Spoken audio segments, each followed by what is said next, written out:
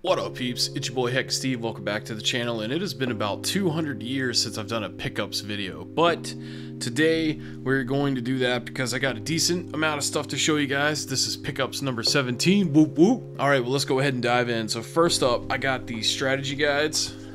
I know everybody's favorite, right? It's such a niche thing to collect, but I absolutely love it. Right here we got the Final Fantasy 13 Collector's Edition. I actually got a really good deal on all of these strategy guides. I bought them all for like 60 bucks, I believe. They're not in perfect shape, but I mean, they're old, so like, what do you really expect? Then we got Final Fantasy 10 here, so if I ever decide to play longer than the first hour of the game, which I've done at least 3 times in my life, I'll have this guide here. Then we got Metal Gear Solid 4 Guns of the Patriot strategy guide. I mean, you know, Metal Gear Solid's one of my favorite franchises of all time. What's funny though is this is the only one in the series that I've only played once. I played it the release night that it came out, played it all the way through. It took like 12 hours, and then I went to bed at like 8 in the morning or 9 in the morning. It was insane, and I loved it. So I definitely need to play through that again. If they ever put out Volume 2 of the Jesus. If they ever put out Volume 2 of the Master Collection, I'm sure it'll be on there, and then I'll play it that way. That being said, though, I am excited about, you know, Snake Eater getting its remake, and I hope that they decide to remake the original game as well. Then we got the Then we got the Kingdom Hearts 2 strategy guide. This is a thick-ass guide. This is actually thicker than the 10, Final Fantasy 10, which I did not expect. Looks like there's a poster in here, maybe. But yeah, that's cool. So I didn't even really mean to do this, but I just been getting apparently a lot of Square Enix games strategy guides. But then again, you know, like RPGs is something that, you know, if you want to learn more about the lore and stuff, there's a lot of good stuff in strategy guides for RPGs. This game right here, absolutely amazing game. Okami, the artwork alone makes it a masterpiece. This is actually the strategy guide. It's updated for the Wii version as well. Looks like I need to get the hairdryer out and take that sticker off of there. But yeah, this guide's fairly thin compared to the RPGs. But yeah, that's cool, man. And then the last one here. Now this one actually has some pages that are not connected to the spine anymore, so it's kind of delicate. But man, this is like one of the rare strategy guides to get. I believe this one usually goes for about 50 bucks in great condition. So to get all those strategy guides for like 60 bucks was a steal. And obviously I wanted this one because there is a lot of background information on characters in the story of Resident Evil. Yeah, that's pretty much it. And it looks cool. You know, looks like an old ass book. Alright, now on to the games, because I know that's what everybody mostly cares about. So I'm just gonna go in the order that they're stacked here. So starting with some Nintendo Switch games. You know, I rented this game a long time ago when I had GameFly, and so I wanted to pick it up again because it was really fun, and that is Splatoon 2. Now, the only downside to this is because Splatoon 3 exists, it's not always easy to get a game going because there's not a lot of people playing the game anymore. You can still get matches in the game and everything, but it could just take a little while. So I ended up picking this up for I think about 20 bucks, and it's a great game. There's some things about it that, you know, could be better, and they did fix that with Splatoon 3. Speaking of, I ended up saying screw it and picked up Splatoon 3. I actually bought it brand new. Well, it's GameStop new. You know, it was opened, and the game is actually in the Switch right now. But a lot of quality of life updates and everything. The menus are much better. One thing that sucked about Splatoon 2 is they used to have this thing on there called the Lounge, and that's where you would hook up with your friends and join games together. And they took that out, I guess because they needed the servers for this game. So they removed that feature on here, and it actually says they no longer support it if you click on it in the game. So the only way that you can join friends in this game is if you go when they're actually joining games and like join at the same time, and you're not even guaranteed to be on the same team, and most of the time you end up fighting each other. I learned that firsthand. But Splatoon 3, amazing.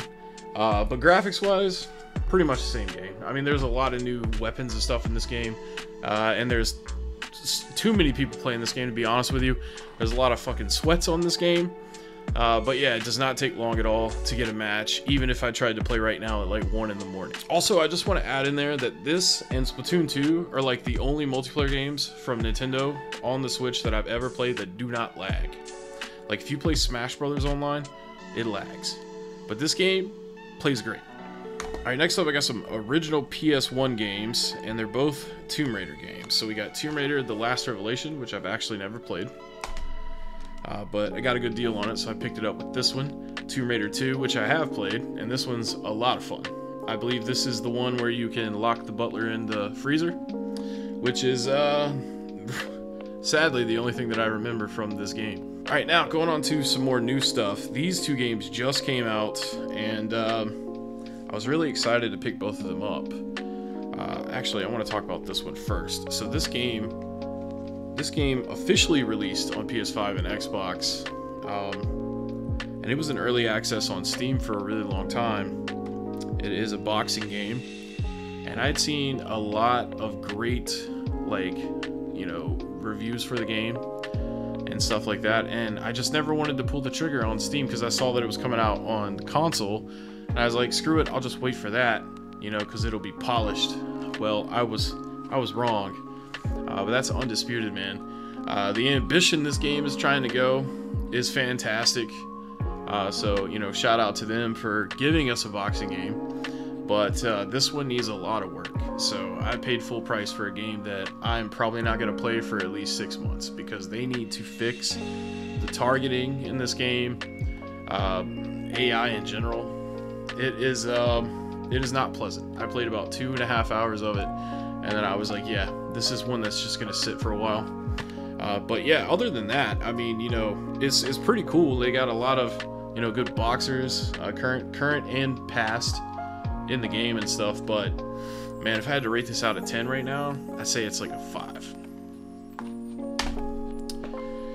And the other game that I picked up recently for the PS5 as well, just because I always played this series on PlayStation, so that's why I ended up getting it on there. Otherwise, I would have gotten it on Xbox. I don't really get into that console loyalty shit. I think it's absurd. But this one is a pretty damn good game. The gameplay, honestly, in my opinion, is like 9 out of 10. And that, of course, is Dragon Ball Sparking Zero. Amazing fighting game. Of course, you probably need to like Dragon Ball to enjoy this game, but even if you don't know shit about it and you're just at someone's house and you're seeing them play it, the presentation and the cinematics that they have when you get off like special moves and stuff is pretty awesome. So I mean, I guess even if you didn't really know a lot about Dragon Ball, you could at least enjoy watching it as a spectator. The only thing I would say is the episodes, which is I guess kind of like the story mode in the game, is very brief on everything that they go over. So like if you don't know anything about Dragon Ball, you're not gonna, you know, walk away with a lot of knowledge about the series. They give you very brief descriptions of what's going on. And the thing too is like it's not even cutscenes. It's more just like still shots of what's going on, and then like a little, you know, text on the screen to tell you. There's not really a lot of narration to it, which is, you know, really disappointing and stuff. It's in the PlayStation 5 right now, and of course you get no manual because it's a 2024 game. But then there are some parts of the episodes where they do have voice acting, and they do have narration, and they do have sound. Because that was another thing too, is like during these parts, these points, there's not a lot of like background music or sounds at all. So I really feel like they dropped the ball on presenting the episode thing, or maybe it was just like an afterthought, you know, when they built the game. But other than that, I mean, this game is sick, and it has 180 playable characters on it without paying DLC price. So, or paying for DLC. I'm sorry, it's like 1 in the morning. I can't think. But yeah, this game, you know, I don't really feel bad for paying $70 for this one, but I wish it was a little bit better, and maybe in future updates they'll fix that. Alright, we got 7 more games to look at, and I'm going to kind of go over these briefly. So we got 2 OG Xbox games. First, we got Metal Gear Solid 2 Substance, which is the best version of this game to play, in my opinion. Or at least it was at the time. Because, you know, for a long time, PlayStation 2 had Metal Gear Solid 2 and 3, like, exclusive to it. But then eventually it did end up on the original Xbox, and they came out with this Substance version, and then they had Subsistence for Metal Gear Solid 3. And they just added a bunch of extra features and stuff. It actually says on the back here, substantial features. So you get a lot of extra VR missions. There's alternative missions. Play through 5 new Snake Tales involving Solid Snake. Unlock new playable characters and game modes. Contains the entire Sons of Liberty game plus the debut of the casting theater in ball survival mode, which actually, now that I've read that and it's jogged my memory, that actually was pretty cool. You could kind of swap the characters in and out of the cutscenes. You know, just a little fun extra feature that they added to the game. I don't know if the Master Collection version has that on there. It probably does. But yeah, at the time, this was the definitive way to play the game. Here's another franchise I'd really like to see make a comeback, but I guess in 2015, when they tried to like reboot the franchise, they were kind of going for that, and it didn't end up working out the same. But that's Need for Speed Underground 2. Awesome game, great customization, great soundtrack, great gameplay. Absolutely loved it, and I'm definitely gonna play this one soon. Speaking of Dragon Ball, we got Dragon Ball Budokai 2 for the PlayStation 2. Now this one did an excellent job at narrating the story and all that when you played like the campaign for this game. And honestly, the graphics, man, I mean, basically they're just as good as the anime. So I may actually need to revisit this soon too.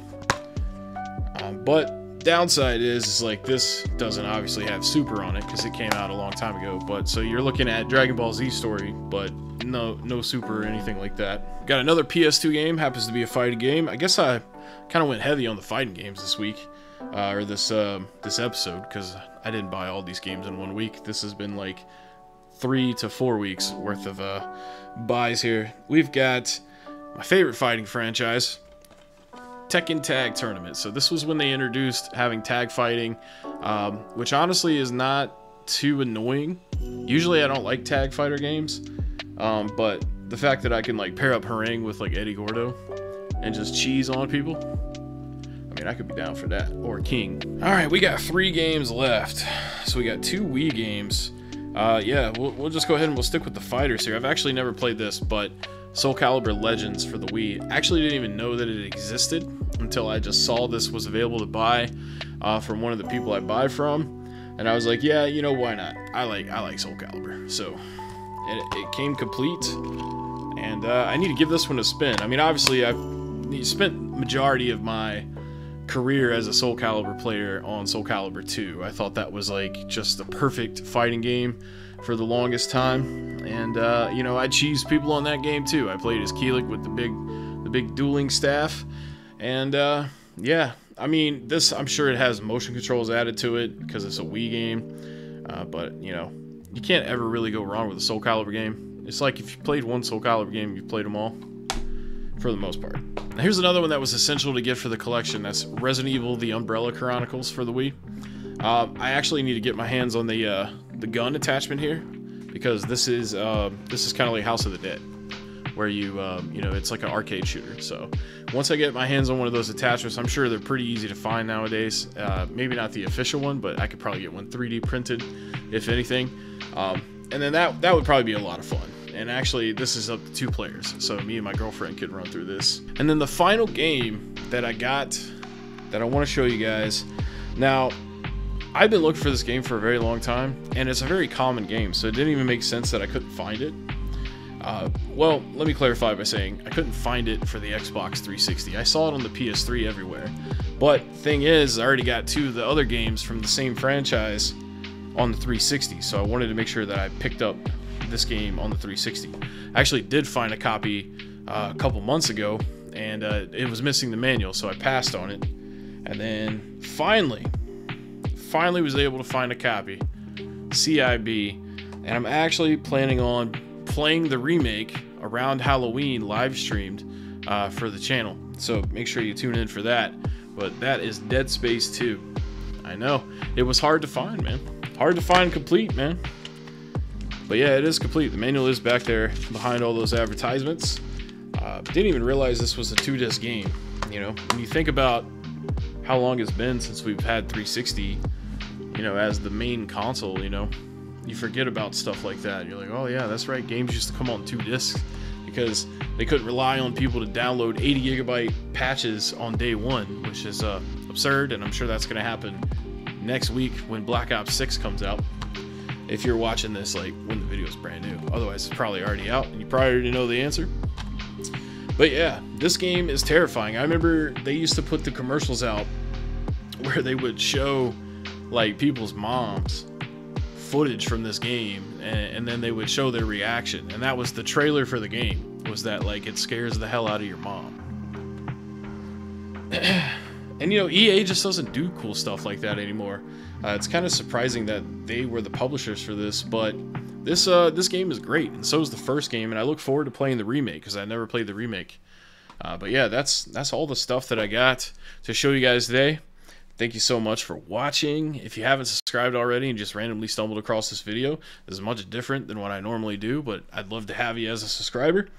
And yeah, that's pretty much it, man. Thanks so much, and I'll catch you guys next time.